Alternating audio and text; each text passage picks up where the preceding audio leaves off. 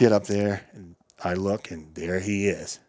He made that 90. He went up there probably 60 yards. Right on, it kind of flattened out where he was, and there he laid. So I said to my buddy, don't move. You know, game on now. And he's like, well, where is he? I'm like, don't you worry, I'm going to show him to you in a minute.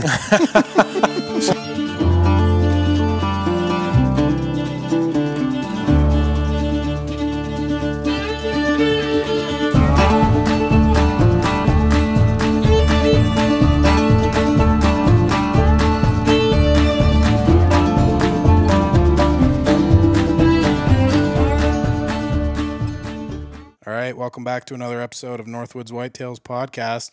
I'm sitting here in central Vermont with Joey Davis, Stephen Morris. We've been sitting here for priority, better than an hour. At least. Shooting box, talking about deer hunting. So, Stephen, you want to tell the listeners a little about yourself, what you do for work, and your background? Yeah, I'm a logger. Been a logger now for 26 years. Just a good old Vermont boy who loves to hunt. You like to track. I like to track. If weather is right, that's what I'm doing. Right. So we kind of tallied up before we started the podcast. I kind of wanted to throw this number out in the beginning. You have unofficially 10 record book Vermont bucks. Yes. So 10 over 110. Yes. That's a pretty good number. That's a good feat. Yeah, I don't know if anybody else has that many. I've kind of looked into it. Really? You should get them all officially scored because that could be potentially a record number of bucks. Yeah. So it's pretty good. Definitely. Pretty good feat. Definitely would like to. Yeah. You know, as far as, scoring wise, I'm not big on it. Right. I can look at them and say, I think it'll make it, but. Right. No, the ones that we've clue. seen, we've definitely, they make them. They make the 110. And a lot of them you have scored too, so they already are in the book. But you look at them and say, it's a good buck, I'm sure. That's right. Yeah, right, yeah. Or I look at the track and say, it doesn't, Yeah. I just look at the track and say, okay, this is what I want. And yeah. most of the time I've been surprised. Yeah. You see enough bone to shoot. Right. Walk up to it and see what it's got. I've never been disappointed, let's put it that way. Not on snow. Right. Bare ground, maybe. Yeah. And you said something earlier that I kind of thought was interesting. You said you hunted Maine for a few years, or you hunted Ontario, but you decided that you were going to just really focus on Vermont. Right. So you want to talk about that for a little bit, like why you decided that? Well, like I said, we started going to Maine. There was a group of us, had a great time, went there for several years, killed a couple 200-pounders, killed several bucks, a couple of them 200 pounds. Some were tracking, some were still hunting. So then we hear about Ontario.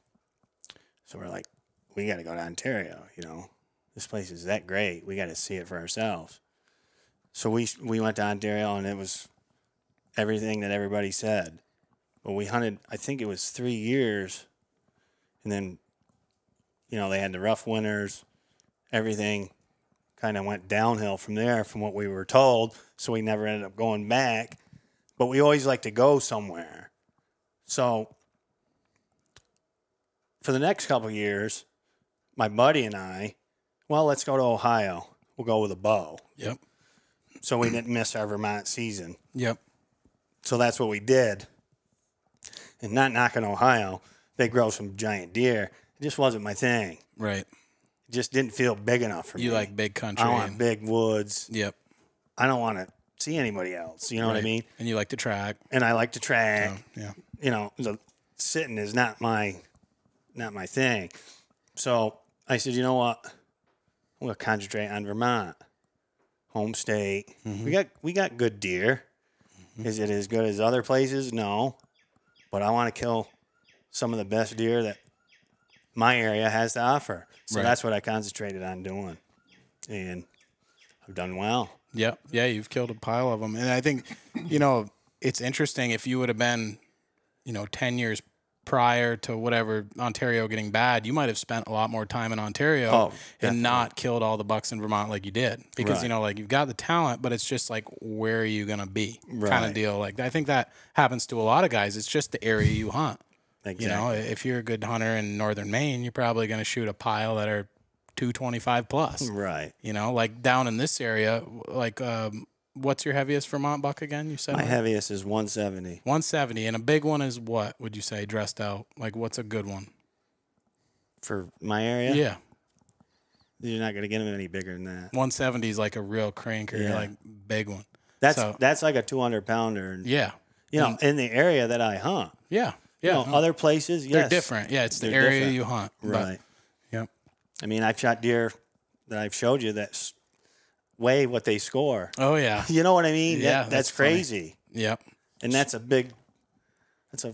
least a 4.5, 5.5 year old deer. Yeah. So tracking those bucks, do you know that they're 150 to 170 pound deer? Do you know that when you get onto them? Oh yeah. And I try to tell people that you can't look for those 200 pound tracks because they're just not there. They're not there.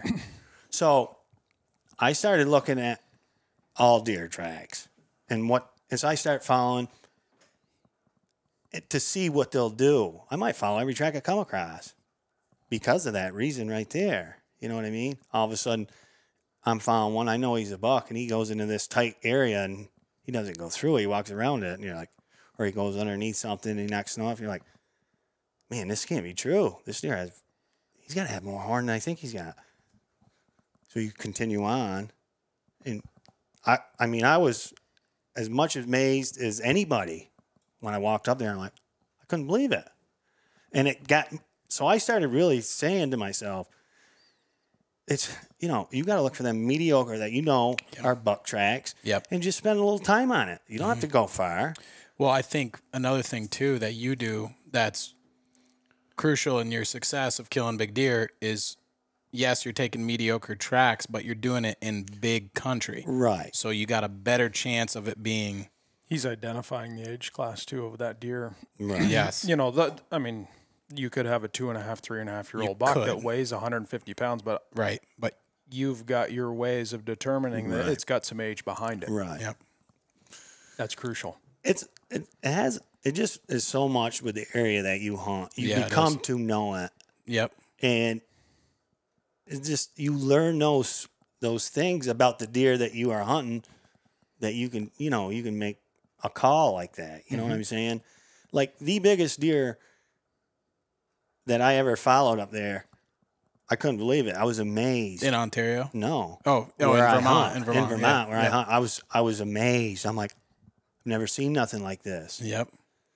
But then I get looking at it, and I'm like, you're probably 160 pounds, 160. You know what I'm saying? Mm-hmm. Yeah. He had a 200 pound track, big clown foot, but he was short, yeah. And that's what's happened to our deer in that area. Their bodies have shortened way up. Now, why do you think that is? I believe it's habitat. I believe the lack of habitat. They just don't have the browse. You got to have browse to get big. That's what a deer does. He's a browser. So you're hunting primarily just like old growth. It's all national forest. National forest, old growth, like no cutting. Chopping. Yep. You have very low deer densities. You have three things that the deer eats. You'd think that the deer would get bigger with being less, deer, but the habitat's so poor that it's actually producing smaller deer. Yeah, you often wonder, why are you even up here? Yeah, I do it all the time in Vermont. I'll be on a buck track, and I've said it. I don't know if I've said it on the podcast, but I'm convinced sometimes during the rut, bucks will just go up and over a mountain for a workout to impress the ladies. Because it's like, what are you doing up here? There's no does. Right. You got no feed. You're going up through these friggin', rock slides and stuff. Like, what are you doing? But I feel like they're just beating their chest up there. It's like I'm manly, Because what else are they doing? Yeah, there's a honey up there somewhere. Right, somewhere. Sometimes there's not. You got a way better chance down in by the town, But, oh, yeah. He's been educated before. That's what. Well, and maybe that's why. Yeah. Because They don't like human. No. And that's maybe why. You know, they get up in those places and they get left alone. And They just hang out. I followed one time that was, I swear he was a billy goat. Oh, me too. He would jump rock to rock to rock. I'm like, but he was feeding on that lichen. And I'm like, yep. He's got per goat in him. Yeah, you know what they I mean? are. That's why they're short. Yeah, and they are goats. And of course, you start thinking about it. You can picture in your head him jumping from that one to that one. So I start thinking to myself, I got to start paying attention to rocks. Yeah. You know, I'm going to catch him Hopping moving from around. one to another. Yeah. Huge boulders and stuff. Yeah. I didn't end up catching up with him, but it was it just amazed me that Where they'll deer go. would do that, and Yeah, where they'll go to get something to eat. You know what I mean? Yeah. It always gets me when they go way high, like way high on the mountains. It's like, what are you doing? Like, especially on a real shitty day, it's like, what are you doing up here, bud? Like, but Just out for a stroll. anyways, So do a lot of these deer back when you think that they weighed more than they do now when the forest was at a better stage? Oh, definitely. Yeah, definitely. Because, I mean, as a kid, and I'm going to say around 14, 15, they killed 200-pound bucks. You know, 190s, 200 pounds. And as I got in my 20s, 180s. Mm-hmm. You know, I can remember 180s. Every deer, you know, if somebody got a big deer, big one, yeah. it was in the 180s. Yeah. And then all of a sudden, it's gotten to the 164. If somebody gets a big deer, it's 164. He was oddball. It weighed 170. That's what I said. So kidding. the weight's gone down. The age class has stayed. The genetics have stayed, right? The antlers have stayed, right? The antlers have, but the body size has gone down. the body has. And I'm wondering, when is it going to start affecting The antlers? the antlers? I think in some areas it probably already does. Right. You know? Do these deer have good wintering grounds? No. Well, not really. Yeah. I mean, there's probably some good spots But they got a yard, right? They got to move. Like But- most of them. But years ago, in those places, I would see 30. Now you see 5. You know what I mean? Cutting timber, do you have many of them come into it? Well, that's another thing. When I first started logging, you'd have 25 to 30 move out of your way. No kidding. Now, if I do a job around those areas, you can count them on one hand. That's too bad. And that's because they're not there. Because if they were, Yeah, you'd see them. you'd have them there. Second that chainsaw fires out. Dinner bell. Exactly. Yeah. Exactly. Yeah. Now, I'm working right now, and it's a whole different world. Drive up in the skidder, and I count 15, 18, you know. So there's areas that do Right. have it, and there's areas that just don't, That don't. Yep. you know. Yep. But they also have a, you know, like down there, there's farm country too in the valleys, which is a big, you know, they got to have that. Deer field animals when it comes down to it. Right. And the area that I hunt, if you go down in the valley, all the farms are gone. It's all grown up. You know, Yep. Houses or whatever. houses. Yep. You know, people talk about deer in their yard and bears in their yard. You know, they're there because that's where the habitat is. Yeah. Yeah. That's where the there's- best habitat That's is. where the best habitat is. Yep. The You know what I edge. mean? Yep. Doesn't matter what it is, You know. Yep. Yep. But you don't hunt down there. You hunt the bigger woods. Bigger woods. Yep. Bigger the better.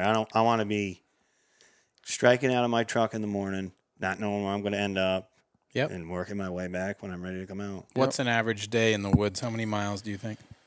I would say average is probably 8 to 10. 8 to 10. And I probably log, I would say 16, 15, 16 In some one day. days. Yeah. That's good. That's good mileage on this Yeah. rugged country. Big And mountains. it is rugged. You know, you tell some people that, they look at you like you're crazy, but Yeah. That's what it you know, takes. that's what it That's takes. what it takes because they are spread out.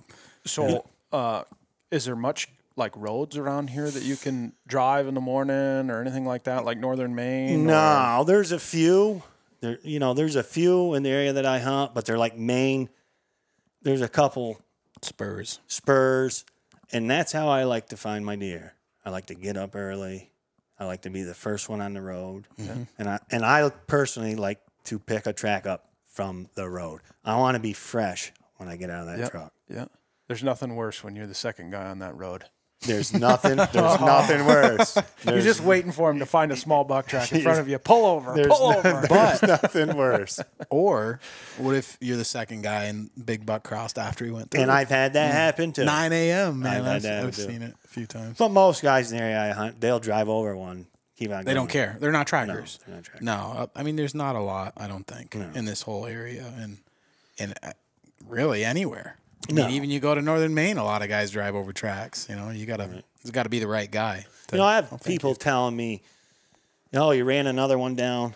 No, that's not a good way of putting it. Yeah, no. Take us through your process, like how your approach to tracking, because everybody kind of has their own. Right. What is your approach? Normal day or just kind of like what's your style? You know, like you like to cut them from the road. We know I like to cut them from the road. But like, do you swing on them a lot? Do you stay on? Like, yeah, let's hear your. No, I mean I have swung on them. It depends on what the deer is doing. Mm-hmm. But I like catching the deer the first time. Oh, yeah. Because it only gets tougher after that. Yep. You know what I'm saying? And there's some that you're going to chase all day, and if he starts fish hooking, unless you got a rabbit foot in your shoe. Right. Once he knows you're there, yeah. You know what I'm saying? Yeah. But that's what I like to do. Or I like to catch a buck who is after a doe, and he doesn't care. Yep. That's personally my favorite too. Is just acting a little dumb. One with a doe. Right. He's got his mind on one thing, and that gives you some mulligans. You know what I mean? Yeah. And it gives you. You don't have to take a shot when you don't have a great shot. You can keep moving on him. You'll catch him in a better place. Right. You know, that's what got that guy in trouble. Was a doe?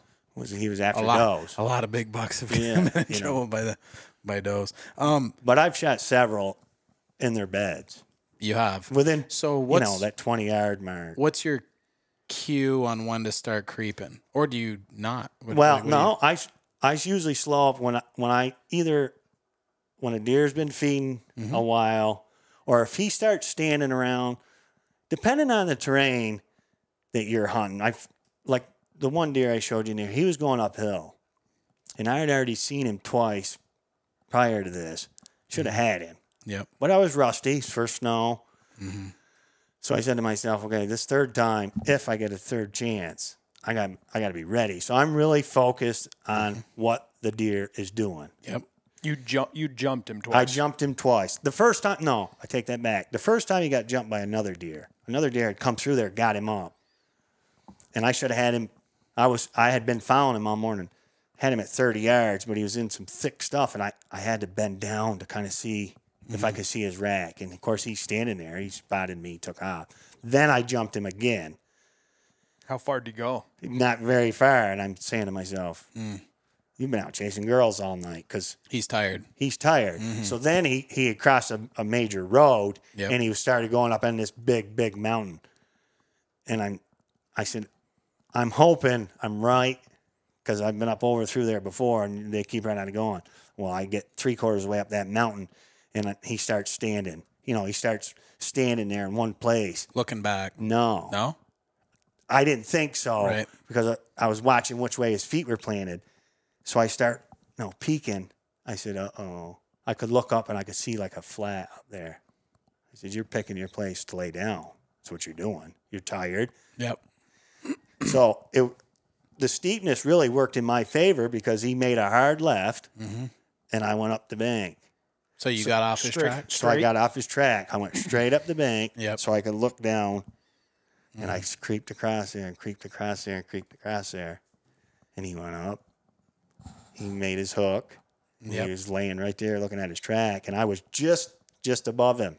And he's sitting there. I'm watching him. I mean, this is 20, 22 yards. And he's just sitting. He's just laying there watching his track. Yeah, you have no idea. So for a lot of the people that don't know, right, like that hook, like a J hook, right? Fish hook, they'll always do that. Go up, loop, that before look they back lay on them. Mm-hmm. Unless they're in Maine, right? They just lay down looking away from their track. Apparently. I've had it happen in Maine. Same thing. I've heard it from a bunch of people. But I've actually seen it. Sometimes they'll do that. Mm-hmm. And I don't know what it is about when you get inside that 20 yards, and maybe it's me. Yeah. Everything's slow motion. Oh, yeah. That deer knows you're there. he don't just bail. It's almost like he knows I'm in trouble. Yeah. I got to figure out what I'm going to do. Yeah. And of course, I'll pull the gun up and then I'll snap to safety. Just the way I am. And they look and it's slow motion. And well, I think when you get in that tight, they're almost shocked. They're shocked. Could be. When you get in that tight to them, they're like, "Oh my God, he got me." Almost kind of like, right. Because I know what you're saying. When they see it from 100 yards, they're gone. They're gone. Yeah. They make one bound, 2 bounds. Yeah, but when you're in that tight, boy, it's everything. Yeah, they got to make a few bounds to get out of sight. Exactly. So you can huck some lead their way. And their feet will, they'll plant that front, and you don't want to get them locked, but they'll rise up just as slow can be. Yep. And I always wondered why that was, and I always said, well, I think they know they're caught, and they know they got to take their time and figure out what move they're going to make. Before they bail. Right. Kind of waiting for you to make the first move. Exactly. Okay, is he going to come running at me? Or yeah. So that buck was under 20 yards pretty much? Yeah, he was right around that 20-yard mark. Yeah. And what was he? He was the 8. Yeah. Yeah, that made the club, weighed 164. No kidding. And the funny story is, I get on the phone, call my brother, I'm like, I just got a nice buck. And he's like, well, what is it? I says, beautiful 8-pointer. He's like, I bet you it's the one I got on camera. He's been running does the past 2 nights at 3 o'clock in the morning. I said, probably is, because he was tired out. Yeah. Sure enough. No kidding. It was the one. Yeah, That's cool. One. That's cool. So how many out of the 10 did you kill tracking? Oh. You don't have to be exact with it. I just, like 50% of them? I would say at least half of them. And then the other half were still hunting. The other half was pretty much looking for their track. I just ran into them because I knew they were in that area. Right. You knew they were a good buck in there. Right. Now, when you're hunting these areas that you hunt, like just big country, do you see a lot of buck sign? Do you see a lot of big rubs? No. No, you don't. No. What's your take on that? Because I don't either. I honestly think it's lack of competition. That's what I think too. They just they don't need have to. They don't have to. Yeah, they don't. They just come through that area. There's no does or why do they got other bucks, and like why waste my energy? Why do they have to work their neck muscles on a big tree if they don't have to fight? Exactly. It's because I think when you start finding a lot of those big trees banged up all over the place and those big signposts and stuff, there's a lot of big bucks. There's a lot of big bucks. Big bucks. Because, that's what, like, I think signposts is like such a key thing. And I never find any in a lot of this country down this way. It's just, there's not enough of them. Mm-hmm. But I have found one. One good one? And I don't really get into the cameras much, but I'll put a camera on there every year, and you will not believe the bucks year after year. They'll come to it. Yeah, that'll cool. Come by there. Yeah, that's cool. And it's a big tree. Yeah, it's a popple. That's a special really, tree. It's a popple. It's a popple. No kidding. And it sits up on this little rise, so they can really work it. They can really. Is the center all real rotted? Yeah. Like rotted? Yeah, I've seen some of those too. They're usually like field edge signposts, but they like the popple quite a bit. And this is in Big Woods? This is Big Woods, yeah. No kidding. And I think too why they like it is because it's soft. It makes them feel tough. And they can leave a lot of scent behind in it. Yep. Because I had 2 beautiful bucks on it one night. Really? And they were an hour apart. That's cool. And one stood there, and there was actually had a scrape next to it. Yep. And he took went to the bathroom in the scrape. Yeah. The next one come along, and he raked the tree. No kidding. Yeah, it was crazy. But year after year, I put the camera there, and there's big bucks that hit that. That's cool. That's a special tree then. Yeah, and I always try to wait for snow to come to get down in there to pick up one, and I just never have. Or I've shot in a deer somewhere else. Think about how many miles you've put on in the woods, right? And that's the only one. And that's the only one. It just goes to show you though the lack of like. It's funny. I sometimes I don't mean to pick on Maine, but people talk about Maine being big woods and real hard hunting. There's way more deer in Maine than there is in this country. There's way more deer. There's way better deer. Way better deer, way more. It's pretty easy to find a signpost up there. Yes.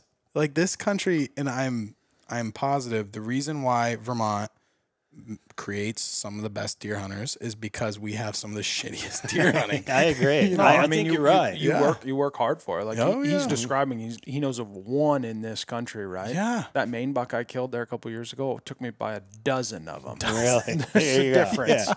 Yeah. Maine is like the Midwest of big woods. Right. Like nowadays, you know, it's like that's where a lot of them are. Yeah. But, I went back to Maine last year during muzzleloader.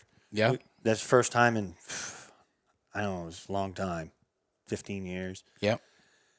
And it was, of course, it froze up. It was froze up. So tracking conditions were terrible. But looking at like the tracks that were there from the prior week, you know, that were froze up, I'm like, man, I'd have to really, it would take some time to get to readjust because they're huge. everything looked huge. Yeah, you know what I mean? Compared to what? Well, it probably was. Yeah, It probably right, was all huge. right. Boy, they're really putting a hurting on them up there. It seems like last couple of years. Well, I was shocked at the amount of deer sign that I had seen. There's it wasn't like what I remembered it being. No. I think it's on an upswing for sure. But I think I'm going up this year. Oh, yeah? Yeah, I think so. Or did the last podcast with Eric fire you up a little bit? Yeah, and my buddy Nate went up last year. I don't know if he talked to you about it. Right. And from what he said, I think I'm going to go. Yeah. Sounds like fun. There's no deer in Maine. Nobody should go. Yeah, right. Well, the thing about Maine is you can talk about it because it's so freaking big. Right. There's Big so and much dense. country. Where Nate is down there in York County. That's right. York County, Seacoast Bucks. Have you got Nate to come on the podcast yet? Not yet, but I'm gonna have him on. He's a good old boy for sure. So, you had mentioned that a lot of these bucks that you are shooting, you're shooting them before you jump them. A lot of them are in their bed. Right. Yes. What's one of those stories that stands out to you the most shooting in its bed? Because shooting them in their bed is difficult. Oh yeah. You really got to slow down, take your time, know what's going to take place right in front of you. I don't know if I've got any that really stand out. I mean, that was one there that I was telling you. You just know what to, you know. Yep. Once you know what to look for, it seems like you can catch them.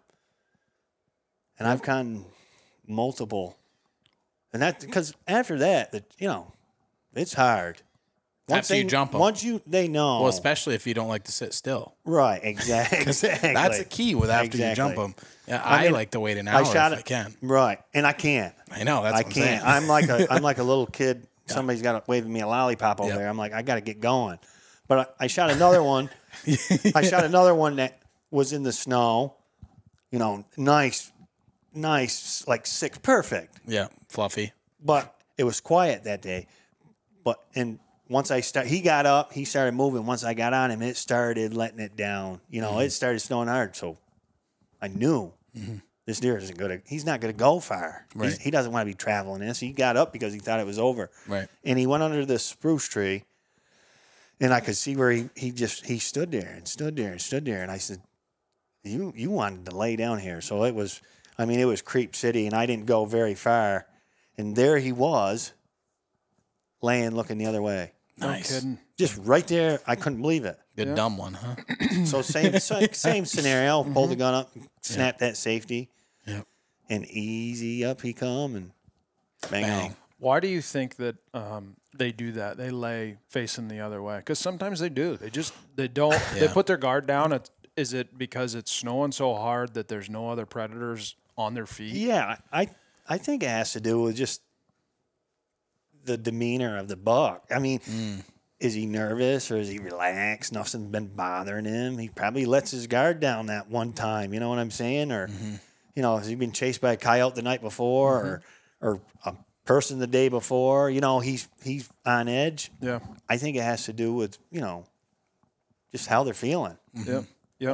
Or maybe that when it started snowing so hard, it just he's like, I got to lay down. You know, I don't want to be walking around in this. You stop and think about, you know, when you get a major snowstorm or a big snowstorm, most all the animals hunker down until it's over. Right. Very few of them. That's their predators instinct. That's what they do. Right. My friend dropped me off that morning. I'm like, check in with me at 8 o'clock. It was 8 o'clock when I got him. And he calls me on the radio, and I'm like, yeah, I got him. He's like, yeah, you know, right. I'm like, no, seriously, I got him. Like, now you got to get out of the truck and help me drag. And the snow, and I mean, he let it down. We had probably 8-10 inches by the time we got it down out of there. No kidding. Okay. But How'd you cut his track? road. Yeah. Yeah, that's how I like. That's how you like to it. If I cannot find one from the road, then I know these trails that I'll hit and walk. I'll walk back in 2-3 miles. And if I don't get nothing off those trails, then it's time I'm going to start still hunting in the areas where I kind of know what the deer do, where they like to feed or where they like to come up over the mountains and stuff. Yep. And that's what I do. And I've been successful doing that a lot. Just where where they like to come up and I know over. where like they like to come up over midday. They'll feed a little bit and then they'll go hunker down. Yep. Yeah. So bare ground, that's kind of your.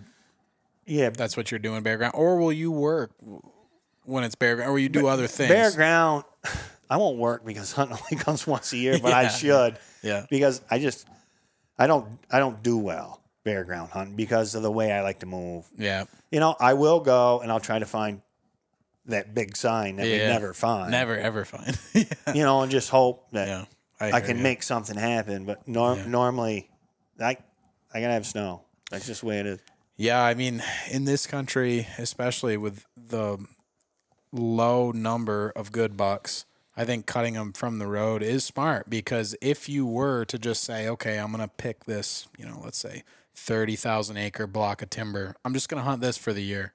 Well, one big buck might go through that 30,000 acre block all year. And that's no baloney. Like are you going to be in there that day to catch his track? Or you got to do some serious moving around to find them around here, because they're just spread out. There's just not a lot of them. So if you walk down an old log road where I hunt and there's a big scrape deer and you want to sit on it, you could sit on it a long time before that deer ever comes back to it. Like 3 years or something. I mean, and then you'll get snow and that deer still never comes back. It's just, it's just. You're wasting your time. You're wasting your time. You might just as well get some exercise and waste your time. Yeah. I mean, if that's what you're going to do. Exactly. And that's why I think cutting them from the road is smart in a lot of this. And, there isn't a ton of roads in this area either. So it kind of limits you too. And the areas that you like to hunt, you'll know where the bucks like where to cross. They cross. Oh, yeah. They'll cross into generally that same area, every year. And they have been for the last. Whatever. Yeah. 30, 40, 50 years. I mean, they're a creature of habit. They all do similar things. Some are a little different in their own ways, let's say. But I did track a buck. Actually, I took my best friend with me, and he wanted to go tracking. And I had seen this deer walk out in front of me that morning. I was heading to hunting. And I never really hunted the area that I was driving across. I was going to the area that I normally hunt, and this deer walks from one apple tree. And I'm like, whoa. I mean, this deer had some nice horns on him. So I was like, nah, I'm going to go where I know. How could you tell you had nice horns on him? Because he walked right out in front of me. Oh, you saw him. Yeah, I thought you saw him. I was coming around the corner, and he comes walking right across from one apple tree to another. Gotcha. And I was amazed. But I said, no, I want to go to the area that I know. I just know the area, and I knew there were some bucks here. So I get driving, heading across, and my best friend calls me. He says, I've already came up through there. Nothing been across. So I'm like, well, I'm turning around then. He's like, why? I said, I saw one, and it walked out in front of me. He's like, well, wait for me. I want to go with you. So we get on that deer's track, and that deer, it was muzzleloader season. That deer would not feed all day long. Never fed. Never went to the bathroom. Swear to God, this deer just walk. And then when he decides to lay down, he just he gives you no indication that he's going to lay down. He just plops down. He goes. So after the second time in that, I really start paying attention. I'm like, he's got to give some indication, even though he would not feed. I don't know why. Finally, the second time I noticed, when he got ready to lay down, he just made a 90-degree turn. Mm-hmm. When he made that 90, either you're going to be too late, or he's right there, or he's right there. So we kept on going. He got in with some other deer. Took us a while. We got him sorted out, and he was a nice buck. And we start coming up this grade. And I said to my buddy, I said, this deer's got to be ready to lay down again. I mean, he's been going it. And we were coming up this grade where you could actually see his track for a ways. And it goes up, and it. So I turned around and said to him, when I take a step, you take a step. When I stop, you got to stop. He's like, why? I said, this deer is going to be right here. Either we're going to see him or he's going to see us first and he's going to be gone. I pull up and he's laying he was laying kind of facing me, not broadside, kind of lengthwise to me. And there's a tree about 10 feet from him. And I mean, right up any part of his vitals that you're going to get a shot in. Yeah. So my friend's like, where is he? I'm like, don't move. Like, I can't get a shot. And my buddy makes a step, and the deer instantly, and the deer rises up. So I'm thinking, okay, it's going to work out in my favor. Yep. But you think that deer would move out of, no, he stands up in the same position that he was laying there, the trees and and I'm like, I got to do something. And he's like, where is he? And I'm like, I shoot. And he's like, oh, there he is. Of course, the deer's running out. And he's like, did you get him? I'm like, no, I don't think I even come close to him. He's like, well, your gun didn't sound really like it's supposed to either. I'm like, was it a muzzleloader? Right? It was a muzzleloader. Muzzleloader. Okay. So loaded up. I'm like, yeah, we're talking back and forth. I'm like, yeah, you're right. It didn't sound right, but we got to get going. No giving it 15 minutes. We got to get on his track. We're losing daylight. Yeah. So we took after it. I wasn't even close to that deer. Yep. So as the end of the day, crossed the river, got up to this big mountain. We were soaking wet. We crossed the river. There's no catching up to him. Like, well, we get back to the truck just before dark, and I'm like, now I got to shoot my gun. Something wasn't right. Shot my gun. My gun sounded good, and it was. I got thinking about things, and I'm like, I hunted in the rain like 2 days before that, in my own. Got wet. It was my own laziness. No kidding. That cost me a shot at that deer. Dang. And I normally am not like that. I just thought it would be all right. Yeah. And apparently it wasn't. So moral of the story, always clean or shoot your gun. Your gun. After the rain. And pay attention to what the deer is doing, because there's going to be some sign that he's telling you that he's gonna do something. There's been a lot of bucks in the Northeast that have been saved by the old muzzleloader fouling. And they're to be honest with you, those are the ones I remember the best. Yeah. I mean, the ones you don't get. The ones you don't get are the ones that I lay in bed and think about. I was just gonna say, it's interesting. This elaborate story. The first one you tell us is a buck that you don't get. Right. I like it though. It does. It shows a lot about where your head's at. Right. So that's cool. And I mean, it's just they're the ones that always bother you. Getting one is great. Oh yeah, it is. I could tell the story 150 times, but it's that one that you just can tell the story about, but you can't show it to anybody. Is the one that really gets to you. You know that's what I mean? right. I mean, makes you want it. Yeah, exactly. It does. Yeah. So Maine, how long did you hunt Maine? We hunted Maine for I want to say 8 to 10 years. No kidding. Yeah. And I done well up there. Shot a couple bucks tracking, not the 200 pounders, because in the later years we couldn't find the big mature bucks. You know what I mean? And you got that Vermont in you too. Yeah, you got that Vermont in you. That's right. That's right. So that just weren't there. Yeah, we just couldn't find them. Yeah, there was roads the same way that we'd travel when we first got there, and you could take your pick. Yeah. At what 200 pounder you wanted to follow. I've heard that too. And then we just watched it decline. Yeah, hard winters. Hard winters, maybe the cutting. Because when we first started going in, there was actually some bigger woods, that were untouched. They were old tote roads that took you back in there, more mature. What years? Like what year did you first start going up there? I'm going to say around 99, 98, 99. There were still some yards standing. There was still, right. and then we like go back the next year and it's like there's a super highway put through there and all this country that is accessible now. Yeah. Where before you couldn't get through a bridge, you had to walk. Yep. And then we could watch it. All of a sudden, you couldn't find one. Yeah. They weren't there. Yeah. 2.5-year-old deer, which is 175 pounds up there. Yeah. That's all we were seeing. Yeah. As far as tracks in the snow. And then, so that's when, like, Ontario came along. We're like, let's go to Ontario. Yep. Yeah. Huh. So did Maine? Did you tent camp? Did you have No, we rent stayed. something? We stayed at a place where we were fed. Nice. Way up on the Canadian border. It was like 120 miles on dirt. Okay. That was the craziest thing. Yeah, and if they didn't have it graded, you better wear a mouth guard. And it would take you hours to get in there. And but it was nice once you got there. Yeah.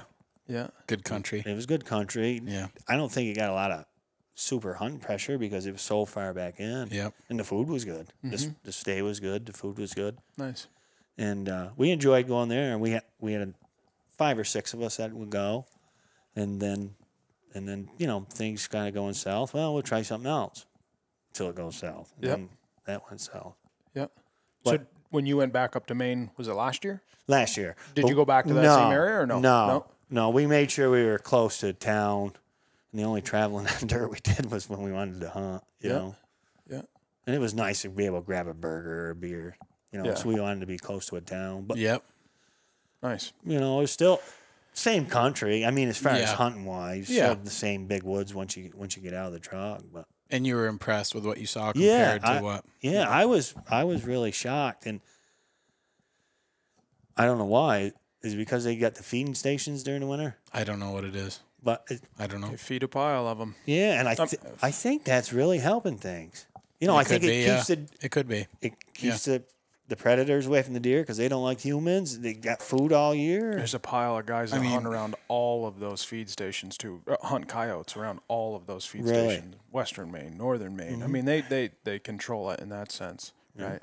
Another thing too that kind of like one of my theories personally is a lot of that big country, a lot of the hunters that are hunting that nowadays aren't shooting smaller bucks. Maybe that's helping because guys are going to Maine. They're wanting to shoot a big buck. They're wanting to track a big buck or whatever. Maybe that's helping. Maybe I don't know what it is, but I remember I went up there when I was younger. I was like probably 12 years old, quite a while ago, with my dad, and it was pretty bad. Really? Like people talked about Maine like being that was that period where the Benoits were in Ontario, probably the period when you guys were in Ontario. Maine was maybe it was so bad for so long that it just kind of like accumulated. They got hammered with some heavy winters. I don't hold me to it because I don't maybe remember it. But one of those years that I went up with Eric, it had to have been somewhere around 2000. It was early 2000s, and they had a pile of snow. This particular area we drove through, the deer had stripped the bark off the trees. It was 10, 12 feet high, right? Mm-hmm. We'd stop and talk to a warden that wanted to check out our antlers on the way out, and he said that a lot of those deer were getting into the Skidoo trails. Really? Couldn't get off of them. They were getting hit by snowmobiles. They were getting run down by coyotes. It just was so maybe the lack of winters. really, really hard on them. That could be it. Yeah. That's Yeah. And it seems like those deer that always yarded on the interior of Maine in the big woods, those are the ones that took it the hardest, right? And I have these philosophies with some of these guys that also hunt up there that it seems like the genetics that surpassed a lot of those other ones were those heavy-bodied, shittier racks, right? And that's what's come through where those bigger racked, smaller bodies have since declined. And a lot of those deer now all go to Canada. Most all of them. Really? In the interior of the big woods. Like they go the a long real ways. big woods. Like they go like 40 miles. Yeah. Like plus. Yeah. To get to Canada. Yeah. Yeah. And they're doing it a lot earlier than they used to. They're doing it 2 weeks earlier, right? Like it used to be, you hear a lot of these guys talk about the third and the fourth week up there, how it was phenomenal, right? Now they get a little bit of snow that second week and those deer are headed. They start. See, that's what I noticed when I went with a muzzleloader. I think there were still a few bucks kicking around. But I believe your does are probably your first that Go. head. Yeah. Yeah, because you couldn't find any does. You know what I mean? It was just buck tracks. I'm like, And that's all it takes, right? Like whether those bucks right. think that they can survive or not, because Right. more than likely they're going to that time of year. They can cover that 20-mile stretch in a matter of a day, right? They Right. get in the road and they'll just line out and go. Yep. But that time of year when those does and fawns go, you're gonna have does and fawns that are in heat. that's right. Where do you think those they're bucks are gonna gonna go? continue to follow? They're following right. 'em, yeah. Right. They're headed. I've seen some of those migration trails up there. It's Oh, impressive. phenomenal. It's They- like, whoa. They say if you can find one, that's the way to do it that time That's of year. it. Yeah, I know, but we couldn't do I that. couldn't do right? that either, unless I had- You could tell me, listen, you stay here for a week and shoot 180 incher. I'll be like, well, you better tell if I can someone else to do it. Yeah, because you could tell me the Yeah. exact day, Yeah. time, Yeah. and you better have handcuffs and a good cell service so I can play on my phone, or I'm not Yeah. gonna be hanging there. No, and there's that Yeah. there's that part of you too that when you start seeing them migrate like that, it's like it takes the wind out of your It sail. does. Yeah. The last Yeah. thing that we want to do is hunt over a migration trail. Right. Kind Right. of unethical, It- right?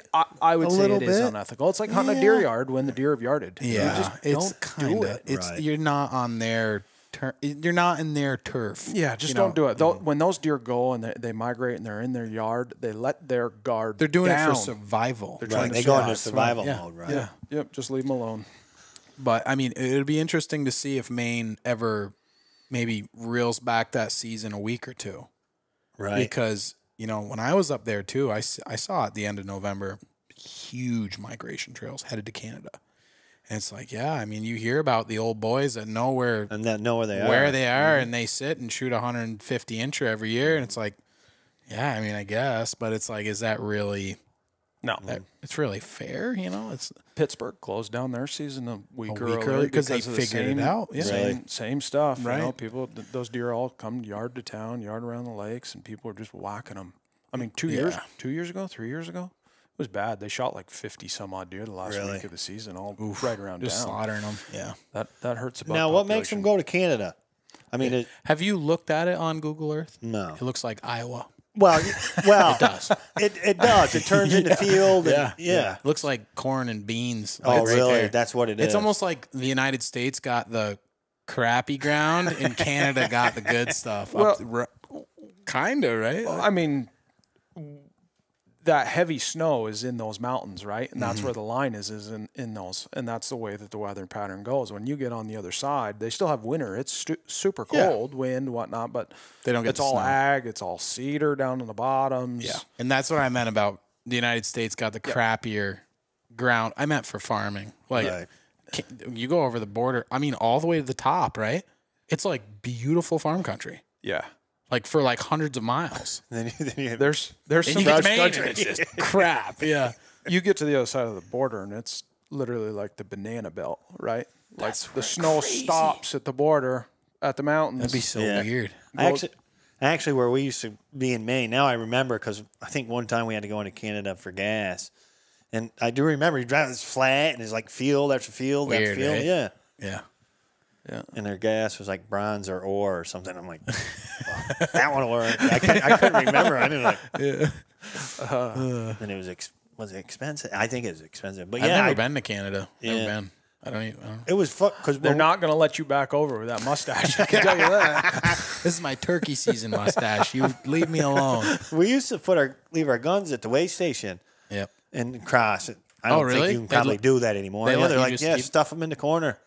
Did you ever try doing that in Ontario? Leaving the place without guns? no. We did that once. That was Really? a bad idea. Wait, what did you do? You left your. We brought a buddy to the airport, and when we did, we left the guns in the cabin. Brought him across, dropped them at the airport, came back in Canada. Do you have your guns with you? No. Please pull in. Really? Oh yeah, not Nice. good. It's an intimidating place. It sure is. Yeah. You don't want to screw up. Really? Of course. Did you cross an international falls? Yeah. Yeah. Yeah. Yeah, and I think that's like the toughest. I mean, I really, because I think if I was correct, I was watching a documentary, and it's like the biggest drug trafficking route there is. So they don't play around up there. Really? You in here, and I mean, yeah, they go through everything. Yeah.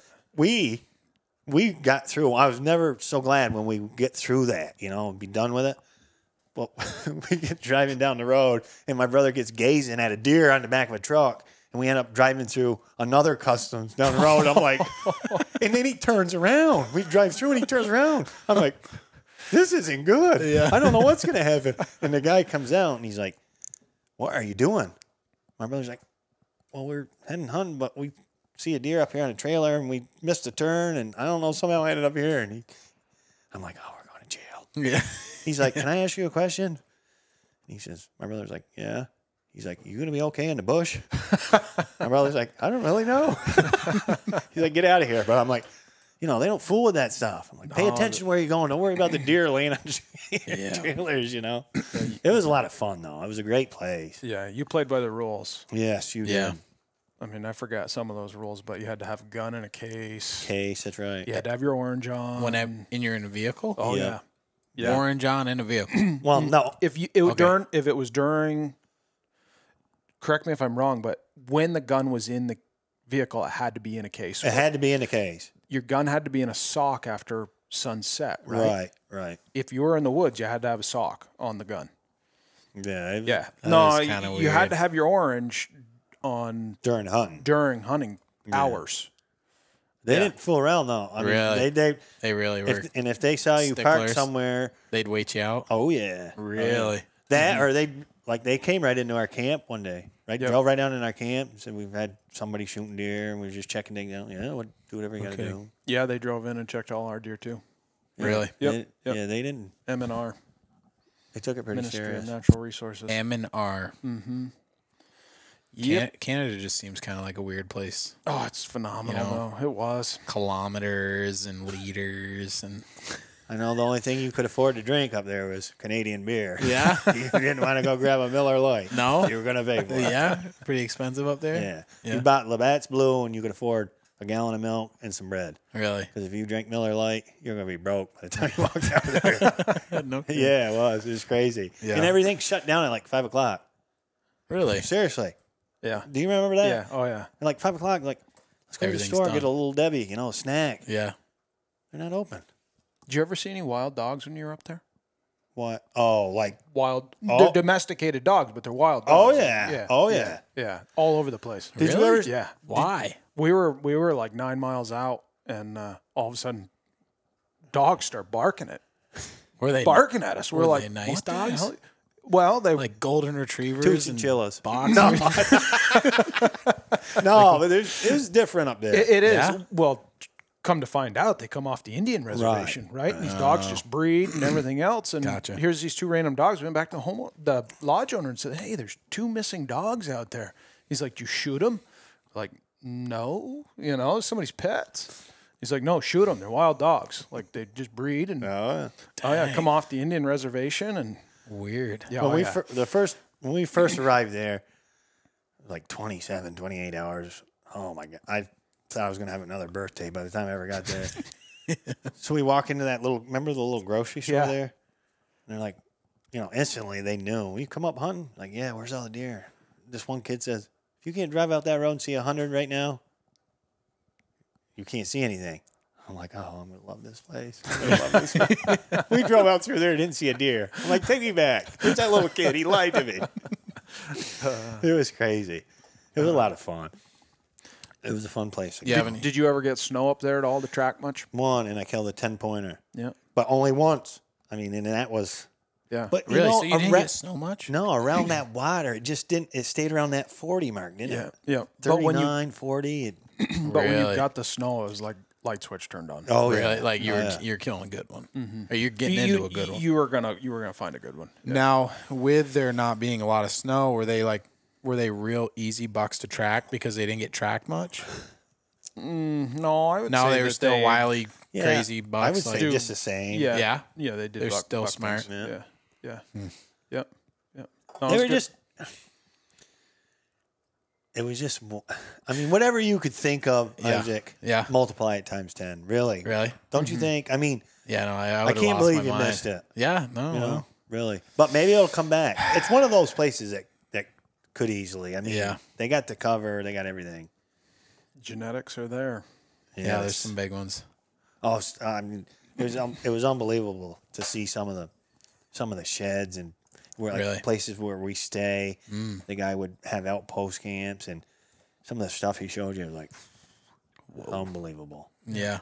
Now, could you float plane into a lot of that stuff? Were you allowed to? Yeah. You They could. did. Yep. There were you guys. did? No. No? I never stepped into a boat at all. No? Nope. I never did it. No. But the guys that did do the float plane or the boat That would be sweet. boat houses, Oh yeah. hunted. Can you imagine that? Get like flown in like 10, 20 miles somewhere and just hunt this Well, virgin bucks out there. If you You didn't need to though. right, you didn't. I need would to. imagine what was out there. Yeah, you could drive 45, 50 Yeah. kilometers I hear ya. out and It'd be in the same lose kind everybody of thing. and Yeah, step yeah. out of the Right, truck. right. And be in the same kind of thing. You had asked me Exactly. about that the last podcast, how big of a piece of woods it was. Yeah. And I was wrong. I looked it up and it was 50 miles across. 50 And- wide. Yeah, yeah. And It's some of the biggest country in North America, I believe, unbroken, right? Other than like Alaska, maybe, but most of it hasn't even been logged. yeah, it's just huge country. Yep. That's cool. Yeah, and the thing of it is, you could kill. You had a chance of a Boone and Crockett buck, whether it be 10 feet off the road or 10 miles back in. You didn't know, did I mean? It's No, just, you didn't. It's Right. just the cover was there, and it was an unbelievable place. And like I said, I went to Ohio after that, which grow big bucks. Don't take me Oh wrong. yeah, yeah, they do. But it just they weren't those. Yeah. Did you bow hunt Ohio or did you Yeah, come- bow hunt. Yeah. Do you bow hunt around here much? No. No, I That's don't. smart. Yeah, I don't waste. I used to Yeah. when I was young, and Yeah. I gave that up because I was big in the 3D archery stuff. Yep. And actually, I was one of the first around my area to be qualified for the Worlds. Oh, with really? 3D. I was No kidding. big into it when I was 15, 16 years old. Okay. And that's how I got big into the bowling. And then I've started spending so much time and not seeing anything. I'm like, Yeah. you know, You still shoot bow or? no, No? I haven't done it. I got away from it. I'm curious, what did you shoot for a release? The gator jaw. Remember the? Yeah. Oh, yeah. To one on the top, one on Yeah. the bottom. My dad shot that. I mean, back when I did it, it wasn't. You know, you didn't even have a fall away rest. No, yeah. You know? Oh, I just didn't know if you shot a hinge because a lot of guys that are into doing. The I always had to target make thing, sure they- it was here because I Yeah. had a tendency sometimes. Right. Yeah. It's funny when I shoot at targets in 3D, I shoot a hinge, so it's a surprise release. But when I'm hunting, I use just a You gotta caliper. know it. Yeah. Like a regular wrist See, release. to be honest with you, I don't even know if they were out when we were. A hinge, probably maybe not. I no. mean, maybe they Yeah. were just starting. Yeah. Right. But- Yeah. I mean, even that, I wouldn't even know where to start today at bows I know. and stuff. you Yeah. know? And it feels like it was yesterday, but it was, Right. 30 90s. years ago for 90s, me. Yeah. So, yeah. And I spent too much time in the woods not seeing anything. I said, nah, You'd rather just. I'd rather just wait, work. Yep. Yep. Since I worked for myself, Yep. you know, I was like, yep. I usually work right up to my birthday, which is October 29th. And once, then I'm hunting. hunting. Yep. And that's the problem. You can only be one place at the best time. You know what I'm saying? Oh yeah. Yeah. November's only so long. Right. Now, I do know New Hampshire's appealing because they have an early Muzzleloader. muzzleloader. And that's what I've been trying to, Adirondacks does too. they do. Oh, it's like way early. It's like I want to say the second week of October. Really? Their muzzleloader It's starts. 15th, isn't it, or something? 15th? Yeah, 15th or Somewhere something in around there, there, 10th, and then 15th. it's 1 week, and then rifle starts Really? early. Yeah, Yeah, you rifle hunt in the Adirondacks in October. And the Adirondacks really isn't that far. No, not from here. Not from here. No, I mean, I remember good. I hunted when I was young, and I believe that's part of it. yeah. That's good country all out through there. There's a lot of good bucks. Now, that story you told us earlier, where, you were going along and you caught the buck. Do you want to tell that story? Bedded down and you were going to let him go. You want to tell that whole story? I'm gonna let him go. Yeah, you were going to let it. You were just going to wait. Oh, that's. Yeah. You want to tell? Oh, yeah. That's the 10-pointer. Yeah. Yeah, tell that whole Yeah, story so- from the beginning. So I had That's a an good story. uncle swing by the house. It was probably like 10 o'clock in the morning, and he says, "Oh, why don't you come with us?" This area I'd never hunted, never stepped foot on. He said, "There's a few deer in there." I said, "Yeah." I said, "Yeah, I'll go." And my buddy was with me, and he's like, "Yeah." He said, jump in the truck. We'll follow him up. So we followed him up. We parked, and we headed out there. And we got out there, and there's these old clear cuts out there. So I'm like, well, that's prime, you know. I haven't seen an old clear cut in quite a while. Deer got to be hitting it. But there's four-wheelers parked in the road with guys. I think they were drinking some beer, you know, watching the road. So I'm like, well, I'll just go on by them, say hi, keep on going up the mountain. So did. Got up there, and I said, well, my brother was with me. I said, we'll split up. My buddy, he went a whole different way. He usually does. He took off. So I was with my brother. I said, well, we'll split up here. So I go a little ways and thought I could hear something coming, you know. And I'm like, what the hell's that noise? I look way down through this valley, and I'm like, oh, there's a four-wheeler coming.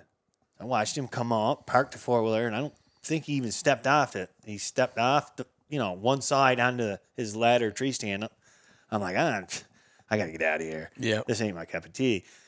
So I ended up running into my brother. I said, look, I'm heading north. I'm going to head back towards the way we come in. I'm going to hit this ridge, head north. So I did, going along, weren't seeing much, thinking, I mean, these deer know there's that much activity around here. They're not gonna be here till after dark.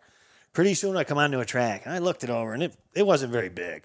But I said, you're going the way I'm going, I'm following you. So I take off after it.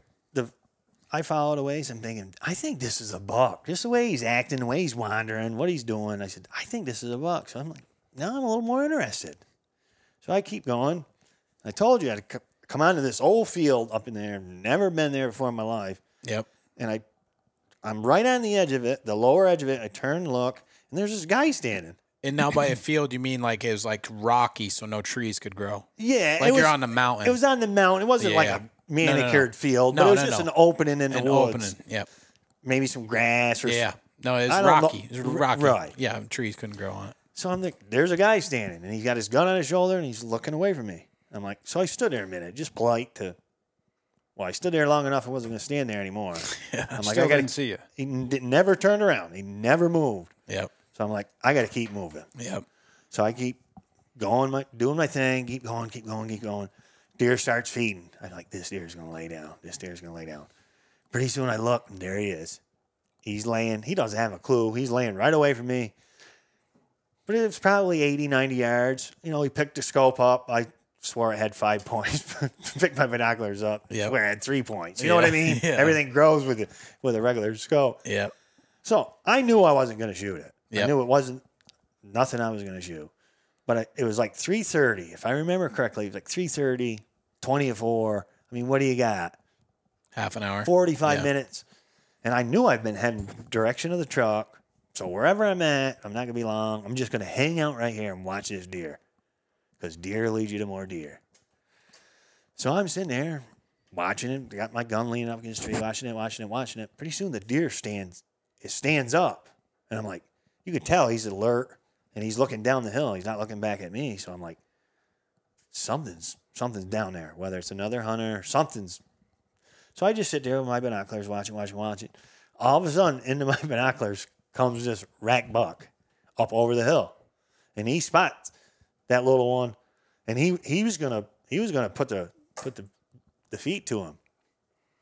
So I'm like, I couldn't believe it. You know what I mean? I've been sitting here not very long, but I'm like, oh my God. So I reached over, I grabbed my gun, and I mean, instantly I knew when he come into my binoculars, I'm like, I'm shooting him. Yeah. And I mean, I just started shooting. I was wound up, you know. Yeah. And I hunted with a semi-automatic Browning, and everybody knew it was me. Boom, boom, boom, boom, and I knew I got some in him, and I was dumbfounded. You know, once everything calmed down and I was reloading, and I'm like, I can't believe that happened. You know, because most guys would have probably got anxious if they weren't going to shoot that deer and been like, I'm getting out of here. I'm going to keep moving on. And it just so happened it was perfect. Yeah. And I walked down there, and there he lay. He was 10 points. He made the club. He was like 114, 115. I couldn't believe it. No kidding. That's a good buck. And that was first and last time I ever hunted there. Yeah, but then the guy. So my uncle and my brother, they could get they had a Jeep, so they're driving out through, and they're calling me, where are you? And I'm like, I can't be that far from where my buddy Andy's parked. I'm like, it's the direction I've been heading. pretty soon I can hear them coming. And here they come. The road, was right there. So we dragged, they congratulated me. He said, man, that's a nice buck for the area that we were hunting. Yep. That's a beauty. Perfect 10-pointer. Yep. So we pulled it down, put it on the hood of his Jeep, and then drove down to where my buddy was parked. We were going to put it on the back of his truck. And so we're sitting there, and, here comes this truck coming down the road from up above us. And I didn't know who he was, you know what I mean, at first. And he stops. He's like, man, that's beautiful buck. He congratulated me. He says, I've been looking for one of those for 20 years. And I said, were you up? I said to him, were you up by that old field like Rocky? He's like, yeah, I've been sitting up there all day. I'm like, I thought I saw you. He's like, you saw me? I'm like, yeah, I went through there. I said, I saw you. So he takes off. I said to my brother and my uncle and my best friend, I'm like, you're never going to get a deer if he doesn't turn around. He had no clue. The deer went through there. I went through there, and he never saw it. No. But he's one of them guys that just went there and he sat, and he must have been watching an area that he liked to watch. Daydreaming. But I had that happen to me once. It makes you nervous. It does make you nervous because you don't want to just turn your back on the guy, right? Like all of a sudden, maybe that guy hears We don't something, startle and then him, right. Yeah. I walked up to the guys, before behind him on a 4-wheeler, and you're like, smash, because same way. You don't want to creep up on somebody. No, I want everybody to know I'm there. Yeah. Usually when you see somebody, you wave or something. Hey, Yeah. right here. Don't be scoping me. Yeah. Right. I know. Yeah. So that was a funny story, and I've never ever gone back there to hunt. Yeah. It was just there were some camps down over that mountain there in the 4-wheelers and whatever. That's your thing, but I'm like, nah, it's too many people for me. You got what you wanted out of there, and now you're moving on to I better did, things, I right? did too. Yeah. So you've got a wicked rack buck in there on the couch. It's like a 6 or 7-pointer. Tell us a little bit about that one. This buck is, what's this thing score as a 6? It's either, I can't remember exactly. It was either 130 or 131 and an 8. It's a mainframe 6. It's a with mainframe a 6. split G2. Yeah. Just a little split, And like not a big one. This is a buck I shot in Massachusetts. And my buddy, my best friend, we got talking. He said, let's go to Massachusetts. I said, all right. Well, where are we going to go? I don't know anything. We pulled out maps and we get looking, okay, we're going to hunt this state park. So I said, well, give me the map. Because I like that time of year, I like hunting the south facing. Yep. I know those deer, they like to be around that sun exposure. So I'm like, there it is. We're going there tomorrow. And we laughed about it.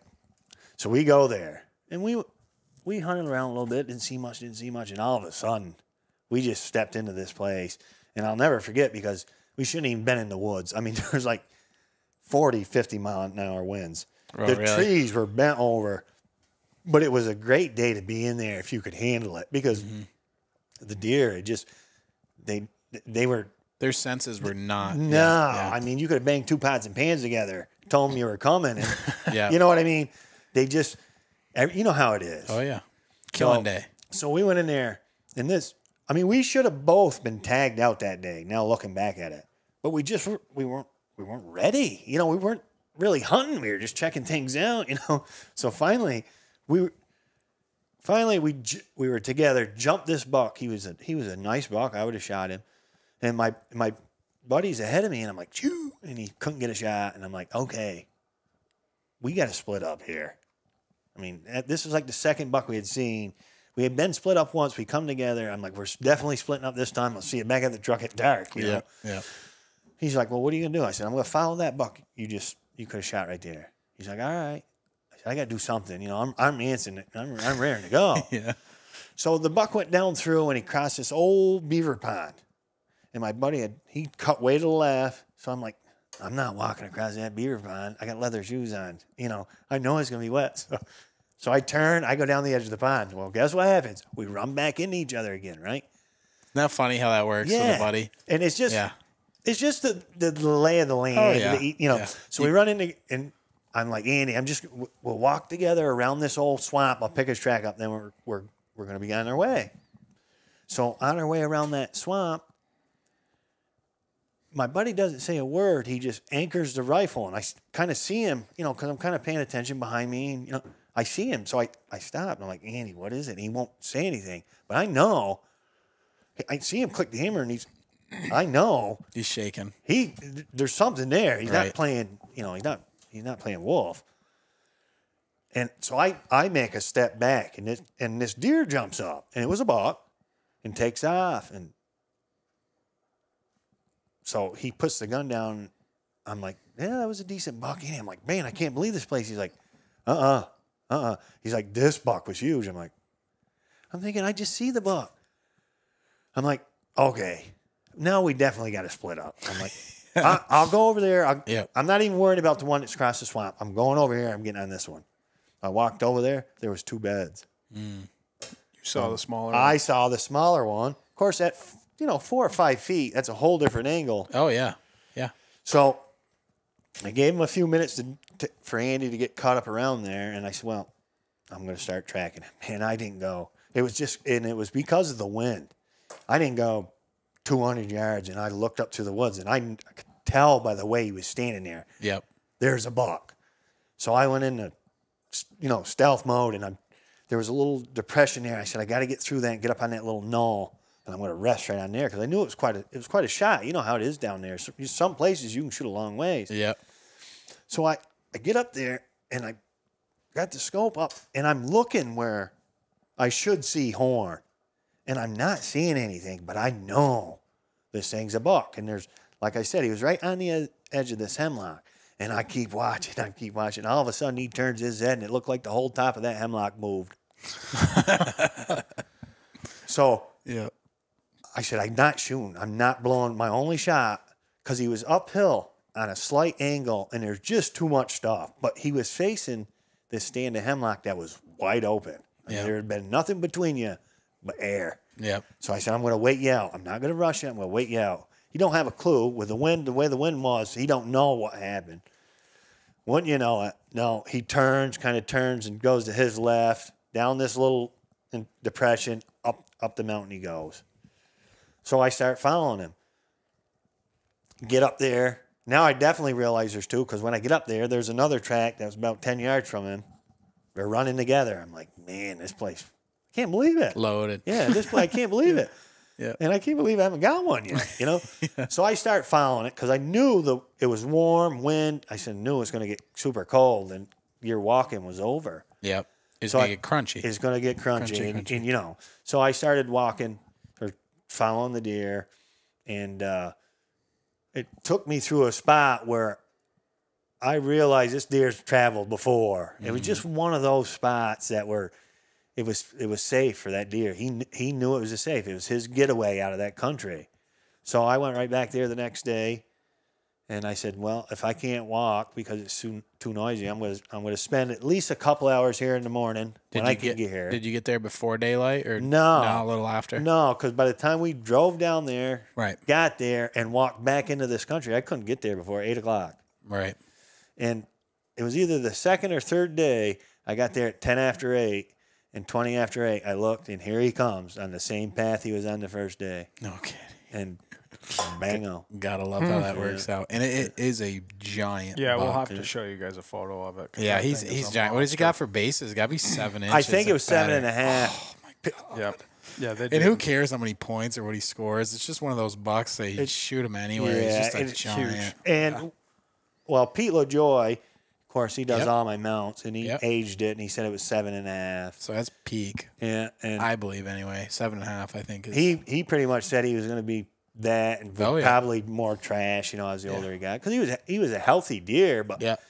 now I told you I ran into that guy this year who had like 4 years of history with that deer, and he was always a 6-pointer to the year I shot him. Then he grew had he grew crotch. the split. No kidding. Yeah. That's Yeah. pretty Yeah, cool. I've seen a lot of studies I've looked at with pen deer, and 7.5, like on average, is the peak Is the peak antler growth. really? Now, there's cases where they will do better Mm-hmm. later, 8, 9, but like the good average seems to be 7.5. Really? Yeah, for peak That- antler growth. It was fun, man. I walked down there because Oh yeah, you said you thought it was way like Yeah, like, you thought it was like a giant. I remember I shot, and I just knew it felt good, and he turned. He just made a 90-degree turn, and I said, "I'm not reloading. Either I know I got him. If I didn't, well, that's my own fault."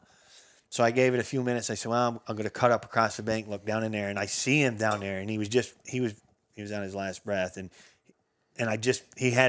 he backed to me, and I'm like, I couldn't believe the frame he had. I'm like, Yeah. I just shot the biggest buck of my life, because if he was a 10 or a 12 or even an 8, I mean, he's got he's got the frame. He's got a 150-inch frame. He's a similar frame to the one I killed in Mass. Right. Yeah, he's huge frame. He's huge. Yeah. And so, like I said, I ran up the mountain like burning my lungs, wanting to call somebody to tell him I just shot a giant. Yeah. And the only one I could get a hold of was my brother, and he says, "Well, what is it?" I'm like, "Well, I don't really know.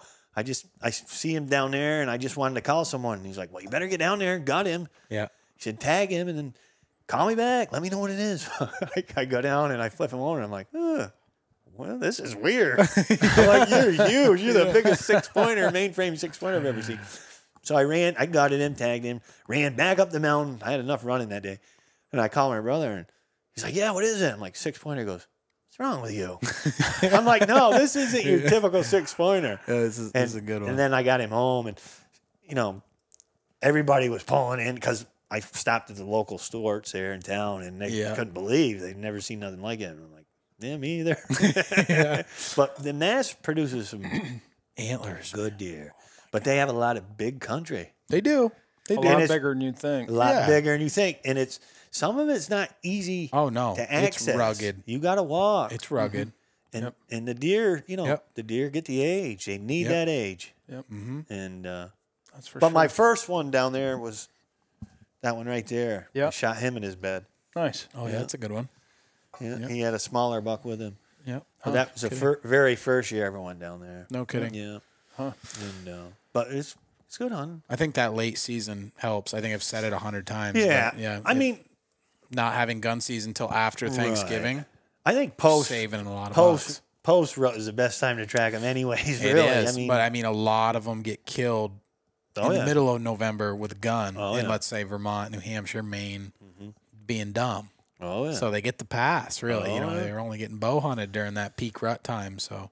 Oh yeah. But I agree. My favorite time to track is December. Yeah, that's right. Because they are tired. and I'm in shape. I like getting out of the truck and it's cold. Yeah, and we got about 3-4 inches of nice soft snow and the wind's howling. Oh yeah. Like someone's. So that's your favorite kind of day, right? That's there. my favorite kind of 3 day. or 4 inches of fluffy snow. Nice quiet snow Windy. with wind. Yeah. I know. Stepping out of the truck, something's in trouble. Dave. I can find a track. You're gonna catch them. Yeah. I don't do well on that wet packy. No. I think because I don't give that time. Go, and I don't do well. I got to have that. You got to get them on the first jump, first go around. Yeah. I've chased them down. Don't have you? Oh yeah. You got a story of it? Yeah. Yeah. Go ahead. The first year I found that big signpost. Yeah. Okay. Well, that buck that's right next to the 6. Yep. I shot him with a rifle. I had a camera on that signpost. So my buddy says, "Let's go up there." It's the last weekend. So we go up there. I check the camera. I'm like, there's 2 big bucks on there. So I'm like, well, there's nothing I can do about it now, But come muzzleloader season, I'm going to find you. Yep. Well, muzzleloader season come. There's a trail that cut me all the way across here. It's 2 miles across here. I walked all 2 and 2 back. I couldn't find them. No tracks. You knew the route was over. Yep. Those bucks. There was 1 buck track I could find in there, and I knew it wasn't a monster. It got to be like the 3rd day. I said, I'm not walking down that trail today and not finding anything, only that smaller buck. If I find that smaller buck, I'm going to take that smaller buck. I want to track a deer. Yep. Yep. I walked that. The only one I found was that smaller. He was a 7-pointer. So I got on him. Cold. I missed him at it was around 10:30, 11 o'clock. I missed him. And it was loud that day. Deer blowing at you. They could hear you. Yeah, here you come. I'm like, there's only one way I'm going to get this deer. And I'm going to have to run him down. And I did. when I got done at the end of the day, he was 0.19 from my pickup. Now, all day I've chased this deer, and that's where he come back to. Yep. But I knew, I said, if I can get you into an area that I can sneak, like a bog or something, you're in trouble. So how many times did you jump him? Oh, One of those days? at least 5 or 6. Oh, yeah. I mean, he started hooking. He He knew you were on to him. He knew I was Yeah. on him, but he was as tired as I was. Yeah. My right shoe was untied from about 11 o'clock that morning, and I wouldn't even stop to untie it. I'm setting my mind. I'm going to get you. Not gonna breaking get- stride. And it was like 3:30, quarter of 4. I Yeah. finally come down into this hemlock swamp, and I'm like, you're Yeah. in trouble. And I caught him. He was standing there Yeah. about 30 yards away, and I couldn't believe it was like 0.19 or 0.13 or something. I'm Perfect. like, even I can drag this one. But it was all day. I couldn't move. The next day, Really? You were dead? and Yeah. I talked to my buddy and Yeah. told him all. He figured it was 16, 17 miles that day. It's a good day. And I Oh, that right there, that story, that's what makes you a good tracker. that's right. That's Determination. it. Determination. You gotta be persistent. You gotta be Yep. determined. You don't give up. and you don't give up. And you got that funny switch in you that when you want to get them, you know, go get maybe 'em. that switch doesn't go off every day, but when it does, when it does, they're in trouble. they're in trouble They're in and you're trouble. going to get them. That's right. You know, and that's what it takes. You know, tracking to me, and I say this, and this might sound funny, but it's like opening a magazine and looking at the pictures in the magazine, but not reading the article. That buck's telling you a story, You got to figure it out. and you better be reading it, not looking for the picture. Yep. You know what I mean? Yep. And if you can figure out there's Yep. detailed things that as a tracker nobody can tell you or Yep. nobody can teach you that you will pick up on your own that will make you a more successful tracker. Well, you're And like you'll learn it if you do it and if you stay with it. you're like trying to tell the future, right? Right. You're like, okay, this buck, I can kind of tell he's gonna go up there, and like you're always when I'm tracking, I'm always like running it through my head. I'm like, oh, he's gonna go lay up on this knob, or oh, he just went through here because of this and this. And the days that I'm right, I'm dragging him out. The days that I'm wrong, I'm not. That's right. Because I went slow when I should have been going fast, or should have, and vice versa. But yeah, that's a good way to put it. And a good way to put it. and I just don't think it's something that somebody can teach you. No. It's something that you got to do Yeah. and learn for yourself. And you got to be the right kind of person and too. you got to be that right kind of person. Not everybody can be a good tracker. No. And I don't think not a lot of people even No. wanna be. You know what I'm saying? They Yeah. look at you and they're like, I don't want to work that hard for a deer. Way too much work for most Right. people. And I'm like, well, I'm used to working hard every day with what I do. Right, right. And You like to work hard, right? I like to work Yeah, hard. And that's the I'm thing. the type of person that I'm going to put 110% and do it if I'm going to do it. So I Yep. want to do it the best of my ability. If not, I'm not going to do it. Right. You know? And I think we all have that. Yeah. If we enjoy hunting, you know, Or tracking. or To tracking that degree. Right. Yep. And it's funny, I've never been around another guy that's a tracker and not got along with him. Right. Because we're all kind of Right. We're all the the same, yeah. Right. Which is it's just kind of funny. But I shot my first deer that way, and it's just yeah. you You got your first one tracking. My very first one. It wasn't a big one, but it was my very 1st one. Yep. And I still use that gun, same gun, and Yep. you know What is it? a 308 pump carbine Remington. No kidding. Yeah. 760? Yeah, No kidding. yeah, beautiful. My dad gave me one when I was 16. It got stole out of my truck. Really? Oh, no. When I was 17. I left. I shot a buck, and I didn't take my rifle out of my truck after I had shot the buck. It was just riding around with it basically, and I went rabbit hunting with a buddy because he had a beagle that was wicked good, and we were parked at this pit. And I just never thought of it. Just left my gun right in the truck while we were rabbit hunting, and we get back, my door's open, my gun's gone. It was a beautiful 760. All the bluing was It beautiful. was a 308. It was a 308 And carbine. that's the toughest I caliber know. to find in one. I got mine. My father It got me. haunts me to this day. Yeah. He got me. That was my first rifle. He got me. I'll Yeah. never forget it. It was like $350, and he's like, "You better Yeah. appreciate that." You know. Now look what they go for. I know. Yeah. I'm like, I'm gonna appreciate it, Like Dad. $2,000. And there was a while in between that I didn't use it. I shot my first deer, my first big deer. Then there was a while I bought a Browning semi, and that's what I used. with a scope, and then I peep sighted that one up and had some trigger work done to it. So you've killed some with the peep sight? Oh yeah. You like the peep sight? Oh yeah. I do too. It's I quick. can't get it out of my hands now. But when you get Those in, two, they both were. when you get in within 20, that peep sight's pretty Oh yeah. pretty dangerous. It's fast too. Oh, yeah. Well, you get once you hunt enough, it's all about if you're right-handed where you point, you're left. You know what I'm saying? Yeah. It's all that all comes to you, and yeah, you can be. They're fast, reliable, and they shoot. I couldn't hit nothing with it with a scope on it until I had trigger work done. Really? It was a wicked hard pull or something? Yeah. Yeah. It was like pulling my front tooth out. Right. And then, man, I had that done. Yeah. It was like Night and day. night and day. Yeah. And I mean, it's a bad. You like to shoot a lot? I do, but I do. don't. You don't? Yeah. I don't, and you should. You really Yeah. should. Yeah. I hear you. It's kind of like the tracking thing. Either if you got it, you got it. Right. Kind of thing. And that's another thing with a tracking thing. You got to be a pretty decent shot. You do. And you can't be always looking for that perfect shot. No. No. You gotta be. Those don't come often. No, they don't. And They're I mean- usually running. Right. A lot of Right. times they're moving. You know. you got to be a decent shot. You know, You have good eyes. That's you got to have good eyes. You gotta have good eyes. And you got to hear good, because sometimes I've had, deer that I've heard before I've seen, or smell them. I can't. Yeah, smell I can't smell. anything. I can't smell shit. Yeah. No, I mean, Some people people tell like, me, yeah. you smell that? I'm like, No. yeah, I fired it, I guess. Yeah. I can't smell what you're smelling. Yeah, It's like right. crazy. Good tacos. I can smell tacos. And a good fire. Right. That's about it. Yeah, I never could. And there's Yeah. some guys that have been around there. They say they can smell them when they're getting close. That's Yeah. what I've heard. Can you smell them when you get close, Joey? I've smelled bucks. Yeah. Really? you? Yeah, I've yeah. only smelled moose. Really? Yeah, I could smell them when I got close to Yeah. them, but Yeah. you got to. It's a game where you got you got to have everything right. Yeah. And you got to Yep. you got to have. I mean, let's face it. What do we get for good hunting conditions a year? Few days. Very few. And that depends on where you are. Mm-hmm. You know what I mean?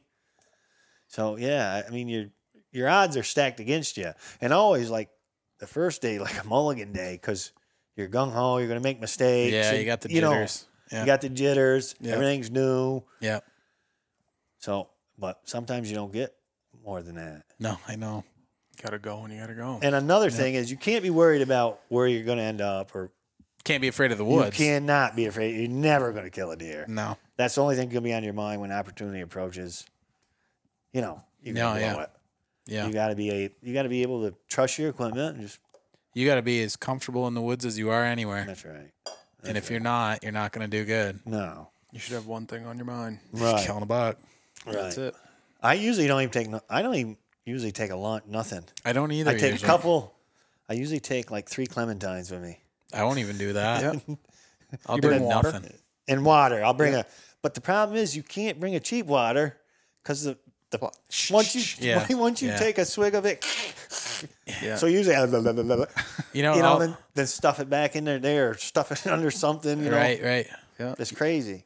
Yeah, no, the last few years I've been doing, when I go tracking, I'll do nothing. Really. Just my knife on my belt. And because I figure, I'm young enough that I think, I could probably go 12 hours without water Right, and walk right. out anywhere. Right? Right. And if I can't, well, then I guess it's not meant to be.